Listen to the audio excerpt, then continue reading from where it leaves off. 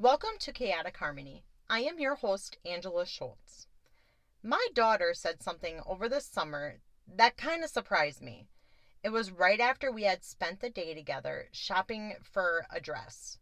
I wanted to find something special for my upcoming anniversary road trip, and let's face it, I am not a girly girl, and I needed her help. She said to me, "Mom, I want a marriage like yours." I just laughed that shit off as my mind went straight to all the whys. She has seen our marriage, and not all of that, honey, was peaches and cream. Why on earth would she want something like that? Before I allowed myself to overthink, like I normally do, I decided I would ask her why she even said that. She told me, and this is really cute, that Tony and I taught her that marriage is for better or for worse. She watches us choose to love each other every day. Even after all the things that we have been through, she learned through our marriage that true love isn't perfect. Definitely not like the movies. Love is muddy, it's fire, it's trying and trying harder if need be. It's learning boundaries and not allowing outside influences to get in the middle. And most of all, she loved that my husband and I are always true to ourselves and always being 110% authentic. I was not prepared for any of that. But she isn't wrong. My husband and I, we aren't picture perfect. Holding hands in the parking lot, cuddling on the couch eating popcorn, wearing matching pajamas and holding a dog on Christmas Day kind of couple. Well, maybe one day we will be. The only thing that my husband and I can agree on 100% of the time is the fact that I'm always right. He might try to say different, but fun fact, a happy wife means a happy life. Am I wrong on that? Nope. So there I go again, being right. After my husband and I got back from our anniversary road trip, and I got settled in, I laid in bed and went through all of the photos and videos that we took. And instantly, my daughter's "I want a marriage like yours" popped into my head as I caught myself giggling while looking at my phone screen. I saw what my daughter saw and what she was talking about as I was scrolling through the moments I captured on our trip. Tony and I are definitely one of a kind. And if I'm going to be sharing my life to y'all, I guess it's time I give you an insider look into my marriage. Our love story may not be perfect, or most definitely not normal, but that's what makes it beautiful. For us, anyways. I should say me, anyways, because I didn't ask him on that. No, so here it is. The second Tony rolled his very naked ass onto my body and let one rip is the second I should have known he wasn't a romantic kind of guy. He even sang the song by One Republic, "It's too late to apologize," as the smell of his ass lingered in the air. That was the third time we had been together, and for some reason, I couldn't get enough of this man. Fun fact, I found out later on in life, actually just recently, that he had to fart really bad that night, and he had to make a split-second decision. It was already going to be awkward because he was going to let it go, so he decided to make it even more awkward. I give him mad respect for that. 15 years have gone by since Tony blasted his natural gas onto my bare naked leg so hard that I could feel his ass cheeks flapping away, and I still do not regret my decision at all. In fact, I thank that 8-pound, 6-ounce newborn baby Jesus for bringing Tony into my life. And I believe that fart defines our relationship. Shit happens. Go with the flow. Fuck this shit. Let's figure some shit out. And I love the shit out of you. I'm not sure what Tony and I are doing wrong. I really am not. But for some odd reason, we still, to this day, never know when one of us is giving, the signal, the sign, the hey baby. One would think that after 15 years, we would have figured that all out. I mean, we already know what our bodies all look like and memorize all that. Why can't we figure this out? No, we can't, in fact. If this man walks out of the shower and smiles at me or even gives me any kind of eye contact as he's walking towards the side of his bed, I think he's ready, willing, and very fucking capable. But he ain't. He's not even throwing me the signal when he's grabbing my tit in his sleep as he's making the sexy noise. You want to know why? That's just sleeping Tony. He can't control what sleeping Tony does. There was one day I was trying. I think I was trying hard by rubbing my leg on his, and he would just look at me, smile. I would assume that I was getting the hint across, but then he'd go back to whatever he was doing. That entire day I was trying, but he wasn't taking the bait. I seriously thought something was wrong with me. Why didn't rubbing his foot with my foot work? Or smiling at him all cheesy while giving him the look. Even all those I love yous didn't seem to work. Night approached, and Tony didn't seem to get the hint at all. I ended up getting so frustrated that I blurted out, "I have been trying all day to get some from you. What the fuck?" He turned his body towards me and asked me what the hell I was talking about. He didn't even realize touching his foot or smiling at him meant I wanted sex. He claims, hear me out, this is a claim, okay, that I only want a piece from him when he says he's tired, not feeling well, and his exact words, guts are rolling, or even when he tells me that his acid reflux is acting out. For some reason, he thinks when he says that, I'm instantly horny. That's not true. The only true part about some of that is that he says it all at night. And the only reason why he would be kind of right is I like having sex at night. All of his I'm tired blah blah blahs, they're all at night. He is more of a morning person and isn't into the whole having sex with someone sleeping. I get that. I understand that. We don't like even having to turn each other down. So this whole situation can be a huge problem at times.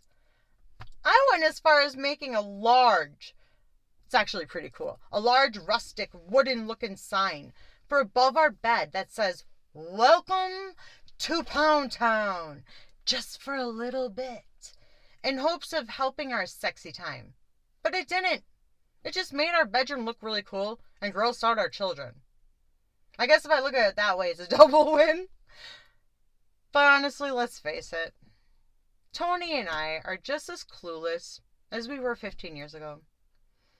And I'm thinking about getting a neon sign for our room so we can just turn that on. I mean, maybe we need an actual sign instead of the Welcome to Pound Town. An actual neon sign saying, I'm horny or something. And light it up. Maybe that'll help us out. Or maybe another 15 years. Who the hell knows? Y'all having that problem? You should let me know. Now, I want to be perfectly clear here. When I say I listen well when I am told to do something. So make sure what you are telling me to do is something you really actually mean or want me to say. Tony thought he would be all cute and cocky and told me I needed to start calling him Master from now on. Oh, I smiled at him and I said, okay. While my mind was saying, oh, he's going to regret this.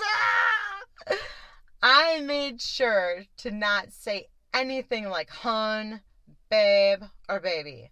Master was going to get exactly what he asked for.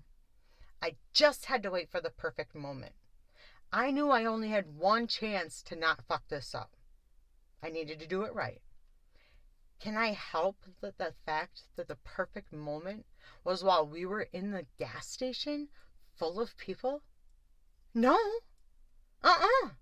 I was all wrapped up in my emotions. Master, they have my French toast sticks here.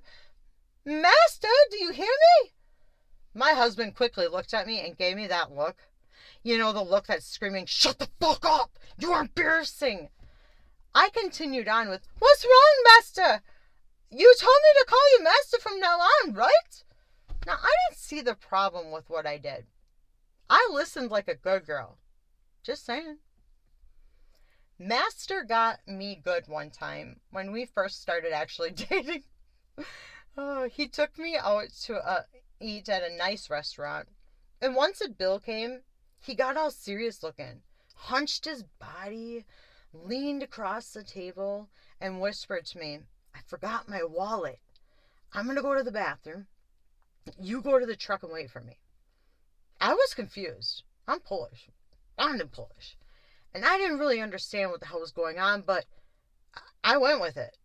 I tried not to look nervous as I walked past everybody and walked to the truck. I sat in there freaking out though. And then all of a sudden he rushes up to the truck, got us out of there real fast. I was worried we were going to get in trouble. And I honestly couldn't believe I walked out on a bill. I was a waitress at that time, so the struggle was real. I knew it. And then he looks at me as we're driving. I was fucking with you. I paid for it. I just wanted to see what you would do.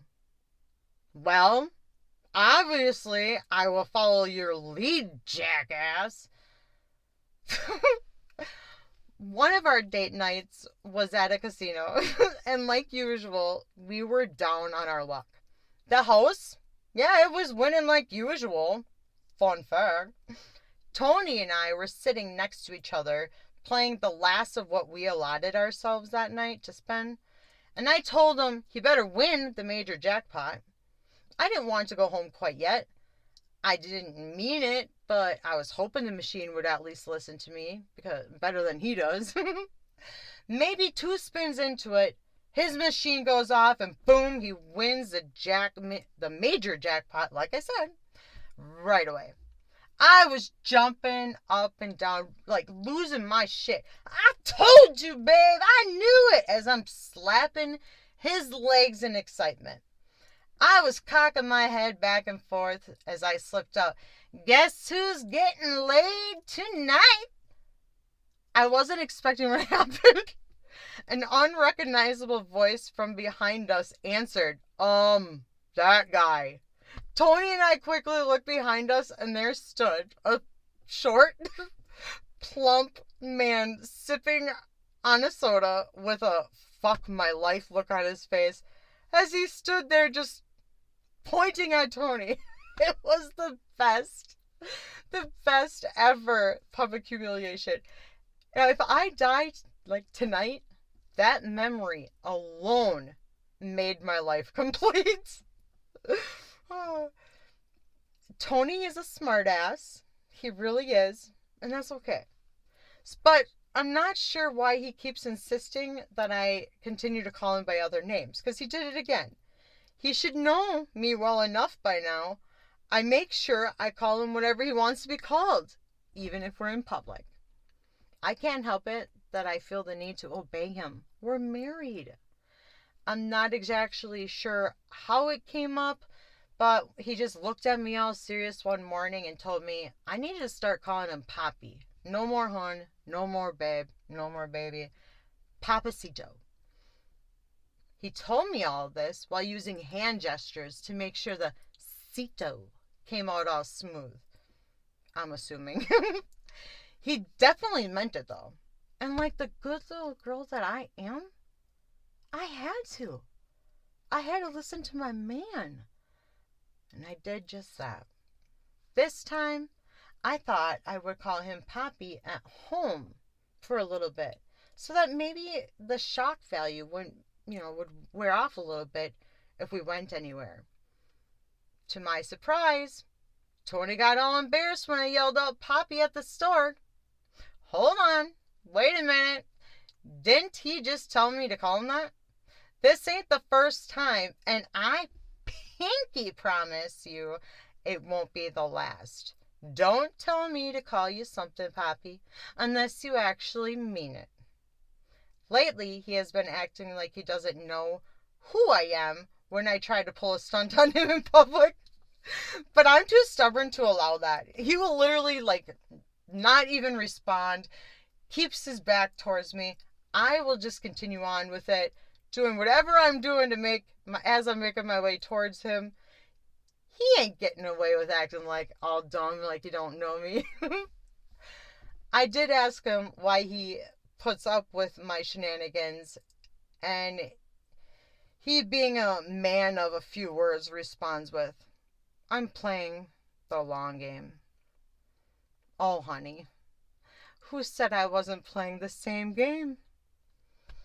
If any kind of romance blossoms between Tony and I, for some odd reason, it always ends up feeling awkward or like torture, which is not cool. Both at the same time sometimes. We wanted to save water and shower together one night. And, well, the water was spraying all over us. He was behind me, just lathering my back up, slapping my ass, making me feel all kinds of sexy. I tilted my head back towards him, and I letting him know I was getting in the mood. And that's when he thought it would be cool to put a fucking washcloth on my face, grab the shower head, and just to make sure I was getting the full effect, he had to hold it there, and giggled as I was trying to escape from whatever was happening. What in the actual fuck? We were, what I was thinking anyways, having a moment, and he had to turn it into fucking water torture? Yes, he did. He really did. He wanted to see if it really was as bad as, it made it look like on TV. And quickly realized water torture is most definitely not a joke. He even tried it on himself after seeing my response, just to make sure I wasn't overreacting. And guess what? He didn't last as long as he forced me to. So yeah. During our road trip this year, I wanted to renew our vows. I didn't need anyone to witness it. I didn't need to make a show of it. I just wanted to have an intimate moment and to feel natural. Tony answered my request before we left our house with a, we will see. Which really means, I'd rather not, but I don't want to upset you. Because you're bipolar. The night before our anniversary, I laid in our hotel bed, tossing and turning. I needed to do the vow renewal. I had no gift for him. That was also another reason why. But I needed to do this. I searched the entire hotel room for a pen and paper, but only found a phone book, which I didn't even know existed anymore, and a Bible that wasn't helpful to me. I ended up using my phone, and I typed out what I wanted to say, and fell asleep feeling really good. This is going to be good. I have been with this man for long enough to know there is never a perfect time for anything. He is a go with the flow, don't make plans kind of guy. I knew I had to wing it, so I jumped on the hotel bed as he's laying there, looked at him in his eyes, and read the vows. I got a kiss or two, and I don't like eye contact. You just made me feel real weird. He tried apologizing, but I know who I married. I knew he was going to be thinking it was all corny. I guess, in all reality, the vow renewal was for myself. Now, my favorite, not so favorite prank is all the adventures with Tulip. Tulip is a mannequin head that is all marked up as a punk rock vibe, kind of crazy looking. Our son needed to have it, and like usual, My husband, not me, I was like, hell no, I want that thing in my house. My husband caved in just to shut our son up. Our son quickly named the odd-looking mannequin head Tulip. Don't ask me why. He never knows why. Our son's a little different, and that's okay. But, so are we. So Tulip, it is what it is. I woke up one morning and saw the top of my husband's head resting peacefully on his side of the bed. It was during a work week, so I thought he slept in. I quickly tried to wake him up and just as quickly jolted back when Tulip's head started to roll towards me. Yeah, Tulip was propped up perfectly on my husband's side on the pillow with the blankets fluffed up just right to make it look like there was an actual body laying there. Not fucking cool. And the only reason I thought it was my husband's head is because I am blind as a bat without my glasses. Otherwise, I would have never fallen for that. I think. I'm not sure. I probably would have. I woke up to use the bathroom early one morning and didn't see the point in turning the bathroom light on. Our TV was on, whatever, and our bathroom was right off the bedroom, and that's actually very unattractive as well. I just sat there doing my business, and something didn't look right in our shower. I didn't have my glasses on once again, so I kind of squinted my eyes just enough to kind of see something, and there Tulip was, staring at me through the fucking shower curtain. I screamed my husband's name, even though he wasn't even there. And when I was all done with my business, I messaged him to let him know I wasn't fooled. He wasn't home, so he didn't need to know that I actually fell for that shit. Tulip has been a part of our family for well over a year now, and every once in a while, Tulip likes to pull a fast one on me and gets the same damn response every time. Me freaking out. I'm not sure if there is a spot she hasn't been in yet since she's been adopted, but I'm sure I will find out soon enough when she reappears. Gift giving has always been, oh my gosh, always been something Tony and I struggled with. And I really shouldn't say always. Tony and I tried to get the best shit for each other in the beginning of our relationship. I'm assuming most people are like that. Then the kids needed more stuff, the bills got bigger, and at times, we weren't even liking each other very much, so we didn't give a fuck about what we got or were given. Last year, I had bought him a fishing lure because he was fishing a lot, and I thought it would be really sentimental. I am a sentimental person. I got him a lure that was engraved with the saying, "Best catch of my life." And I also got him a spoon. The spoon, honestly, still my favorite, to be honest. I was geeking out over that spoon. It was engraved with saying, "Serial killer." How corny is that? And also amazing. Yeah. Since we both watch tons of murder shows, no, we don't watch the murder shows. But yeah, since we watched some shows, I thought that spoon was going to be the best. But like he always says, there I go thinking again. It was maybe a few weeks later that I was told, very bluntly, that I picked out the dumbest gifts ever. What? I was insulted. I still am insulted. I put thought and effort into my gifts. Not to mention, this was coming from a man that gave me a corn stalk from a field that was by our house as an anniversary gift one year. He explained to me that my gifts were completely useless because if he ever used them and lost them, I would get angry. He made it sound like I was setting him up for failure. As salty as I wanted to be, he had a point. I would have gotten mad. Probably as mad as when he bought me a shaver, a facial hair trimmer, and a few chocolate balls for my Valentine's Day gift. I decided I'd give him the gifts he always asked for now on. It's so much easier. he always says it anyways. Don't touch the bank account for 24 hours. And he lets me pick out my own gifts. It only took us 15 years of useless gifts to figure this all out. And lots of, but I thought you'd love it, from me. He never really cared. Our marriage isn't perfect and never will be. We have our disagreements and we move on from there. It takes me a little longer. I am woman. I hold grudges.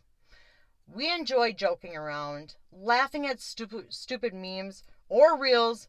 There was one reel just recently that literally killed the mood while we were trying to have sex because I started singing the song that was on the reel and my husband started to sing the song as well. It almost ruined us. And our kids, if they're listening, they know exactly what reel I'm talking about. But anyways, we also love pranking our kids. We love our Jeep rides and our music. We may not be all rose petals and foot rubs, but we are exactly what I want for the rest of my life. Best friends, weird, murder mystery addicts, sarcasm for days, and occasionally we can give each other eye contact kind of couple. If my daughter wants to sit here and tell me she wants a marriage like mine, I am so okay with that. I am dedicating this episode to the lady that inspired this topic, our daughter Abigail. Hun, I want you to have a partner that believes in you when you don't believe in yourself. You saw that from Tony, and I'm just saying, you need that. I want you to have a partner that will love you when you least deserve it. I want you to go to bed at night feeling safe every single night because you are laying next to the protector. I want you to have a marriage like mine. I love you, Lady Jane. To everyone else, thank you so much for tuning in and supporting my podcast.